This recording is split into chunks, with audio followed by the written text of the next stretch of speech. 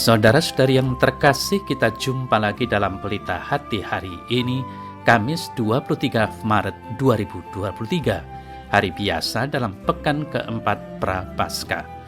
Bersama saya Romo Thomas Suratno, SCI dari Paroki Cilandak, Jakarta Selatan, mendengar dan merenungkan sabda Tuhan, yakni firman Tuhan yang tersurat dalam Injil Yohanes, bab atau pasal 5, ayat 36b sampai dengan 38 dan ayat 45 sampai dengan ayat 47.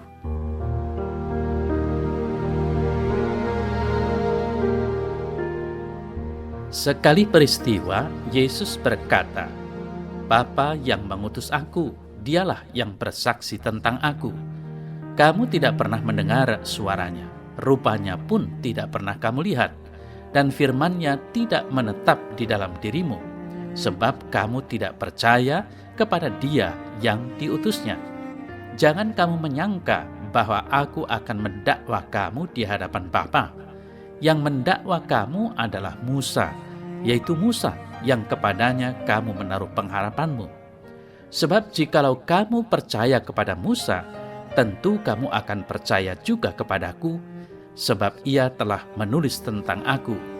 Tetapi jikalau kamu tidak percaya akan apa yang ditulisnya, bagaimanakah kamu akan percaya akan apa yang kukatakan?"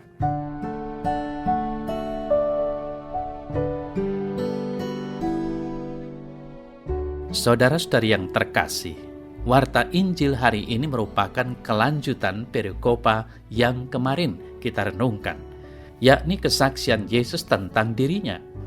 Kesaksian Yesus tentang dirinya berawal dari kolam Betesda, di mana ia menyembuhkan orang pada hari Sabat dan menyuruh orang tersebut mengangkat tilamnya. Konteks luas dari perikopa ini pun juga masih di seputar Yerusalem. Yesus memberikan kesaksian tentang dirinya dalam konteks ia berada di Yerusalem. Saudara-saudari yang terkasih, melanjutkan permenungan kemarin, hari ini Yesus semakin mempertegas relasi satu kesatuan dirinya dengan Bapa. Yesus dan Bapa adalah satu tak terpisahkan. Tugas perutusan Yesus berasal dari Bapa.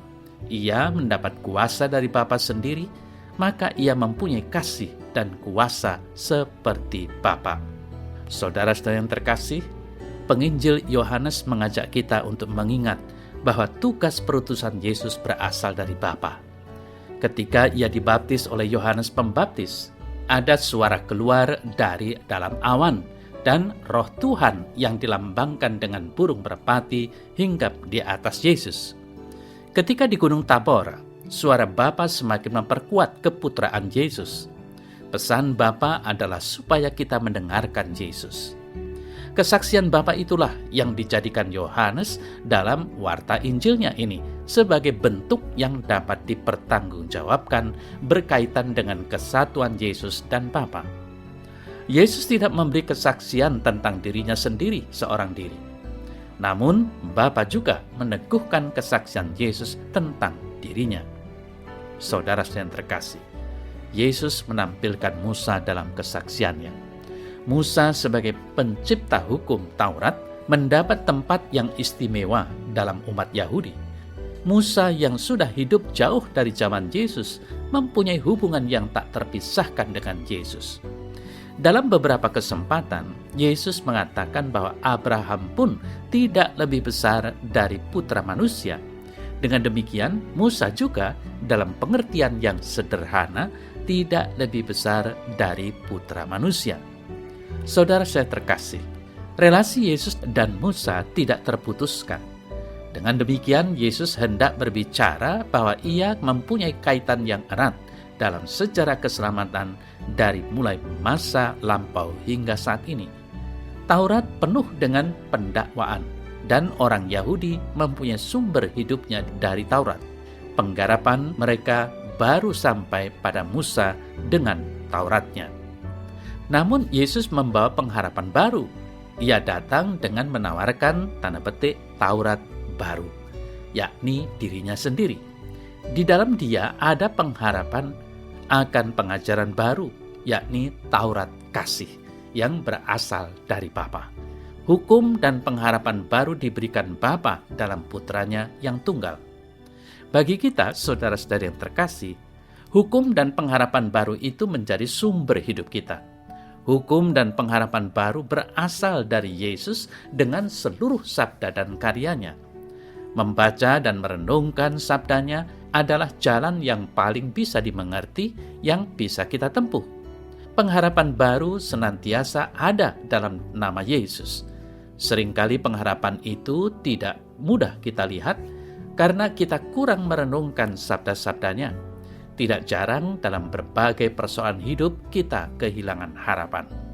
Saudara-saudari yang terkasih, harapan adalah sebuah jalan keluar yang berharga bagi siapa saja yang sedang dalam kesusahan. Harapan itulah yang menjadikan kita mampu untuk bertahan dan berkembang. Harapan itulah yang ada dalam Yesus. Senantiasa membaca dan merenungkan sabda-sabda Tuhan memampukan kita untuk senantiasa mempunyai sumber pengharapan yang tidak pernah meninggalkan kita sedetik pun.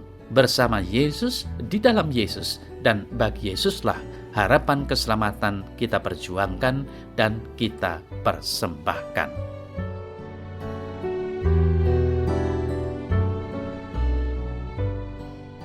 Dalam nama Bapa dan Putra dan Roh Kudus. Amin.